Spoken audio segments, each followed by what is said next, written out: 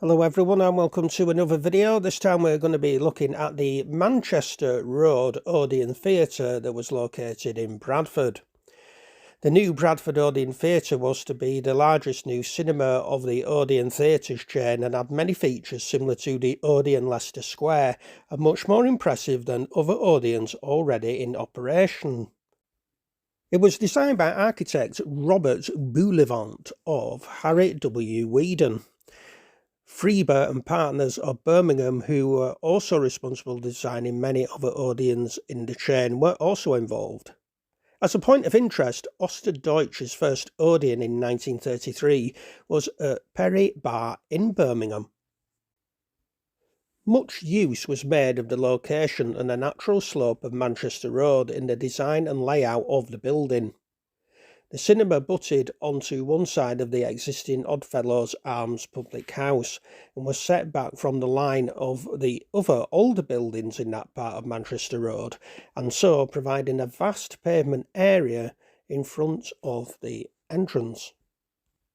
The original artist's impression of the proposed new Odeon did include a semicircular all-glass end to the shop units at the city end of the building. This was intended to accommodate access to a restaurant, but this feature was never included in the final construction. Also, more glass was added to the distinctive tower that was originally conceived by the uncredited artist. The imposing frontage had a wide range of 5 oak and glass pairs of double doors with a second set of doors inside. Above the wide canopy was a massive glass window of the circle lounge topped by the name Odeon. To the left of the entrance was a huge tower largely of glass, of which more later. To the left of the entrance was a parade of shop units with 2 floors of office accommodation above and all facing onto Manchester Road, making a most imposing facade. The cinema auditorium ran lengthways following the slope of the road and positioned behind shops and office flat units. These extra units each contributed a useful extra rental to the cinema, an idea to be copied by the new Ritz cinema less than a year later. The shop offices also acted as a sound barrier against the ever-increasing traffic noise of Manchester Road and so preventing it being heard inside the cinema. Cushy. The exterior frontage of the Odeon shops and offices were clad in black tiles at street level, with cream tiles above and 3 horizontal bands of colour across the top. This block was constructed slightly lower than the original artist's design. There was a large car parking space at the back of the building, with access via Nelson Court and pedestrian access from Fawcett Court and Fawcett Road from Nelson Street. Oscar Deutsch had achieved his aim to make all of his new Odeons immediately recognisable, with similar design features and styles based on the idea used earlier by Woolworths with their uniformed store fronts. The cost of erecting the Bradford Odeon was reportedly as much as £65,000 to £80,000, an enormous sum in those days, and Oscar Deutsch hoped that Bradford would be proud of its new entertainment facility. The entrance foyer, with central pay box, was large and bright, with a wide, spacious, double-width staircase to the left leading up to the Circle Lounge. The Circle Foyer Lounge, with its high ceiling and Art Deco chandeliers, an imposing gigantic window, was fully carpeted and comfortable settees lined the walls. Such large foyers provided ample space for promotional displays, small exhibitions and sales counters. Decorations were in pastel shades. The vastness of the long auditorium was described as a study in silver and gold. At the opening it had 2,713 seats. This was made up of 1,750 stalls and 963 in the circle. With all the seats identical throughout, the building offered the same comfort regardless of the price paid. The huge circle was entered via a central vomitorium from the circle foyer. During its construction, the circle was supported across its width by a steel girder from Dornay's Limited in Battersea. Now, this was 97 feet long and weighed 51.5 tonnes. It arrived in Bradford by LMS Railway on the 10th of January 1938, amid much publicity as it was the biggest girder ever seen in the city.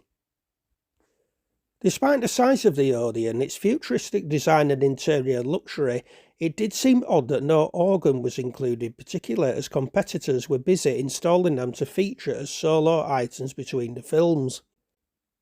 It seems Oscar Deutsch was not too keen on the expense of organs or acts on the stage for that matter, and preferred to offer a wholesome film programme. So it is that very reason that few Odeons were ever equipped with organs, though he did choose to include a 5-manual Compton in his smaller but flagship Odeon, Leicester Square. Situated high above the rear circle was a spacious projection room together with rewind and ample storage rooms. The large rectangular projection room had painted brick walls and a polished wooden parquet floor and sparkled with cleanliness and tidiness, particularly under the eagle eye of John B. Squires during his lengthy period there as chief projectionist. By the time of its opening, the Bradford Odeon was the largest in the cinema chain, with 2,713 seats. Odeon Leicester Square only had 2,116 seats at its opening. Oscar Deutsch planned an auspicious opening grander than that previously seen in any of his other Odeon openings around the country. The opening on Saturday the 17th of December 1938 coincided with a special Christmas fortnight of shopping in the Manchester Road area. The impressive and gleaming new landmark building with its exterior colour lighting display was supported by fairy lights in Manchester Road and special illuminated shop window displays creating a glowing festive scene. With every pre-booked seat sold out within an hour, the opening ceremony was performed by Lord Mayor of Bradford, Alderman Tom J. Robinson, supported by a distinguished assembly including the Right Honourable Earl Winterton, PC, MP, Director of Odeon Theatre Ltd, Oscar Deutsch, Chairman of Odeon Theatre Ltd, Michael Balcon, film producer, and Clive Brooke, star of the opening film. The manager at its opening was G.H.E. Selway. A collection was taken in aid of the Bradford Cinderella Club and Hessbank Holiday Home near Morecambe. It all wasn't good news for the cinema though.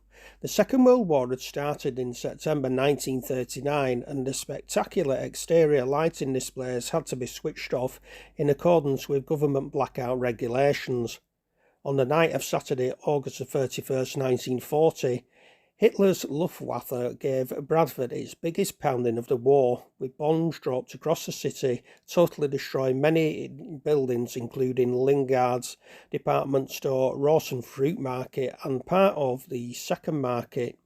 Bombs were also dropped on the Odeon Theatre. The film had just finished its run. It's a Day, 1940, USA black and white, 103 minutes, starring Dina Durbin, Kay Francis and Walter Pidgeon. 10 minutes after the cinema had cleared, the bombs dropped, crashing through the roof into the front stalls and causing fires instantly. As the ceiling came down, heavy metal chandeliers crashed onto the seats. The stage fittings, screen, floodlights, orchestra pit and front stalls were all destroyed. The landmark glass tower and the entrance frontage were also damaged. The fire brigade stationed nearby in Nelson Street were quick to the scene. The projectionist, Mr. Gilmartin, was still in the building and was able to help extinguish the fires.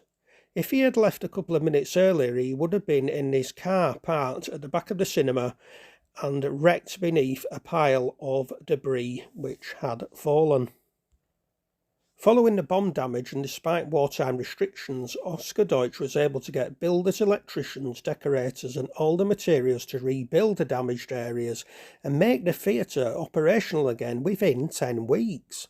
The restored theatre now had 2,685 seats. And there ends part one of the Bradford Odeon cinema at the bottom of Manchester Road.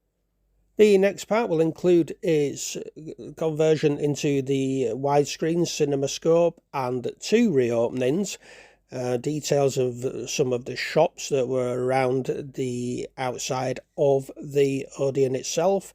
Obviously the part where the council buys back the lease, which unfortunately then led to its final closure, and the problems with the demolition that the construction firm encountered.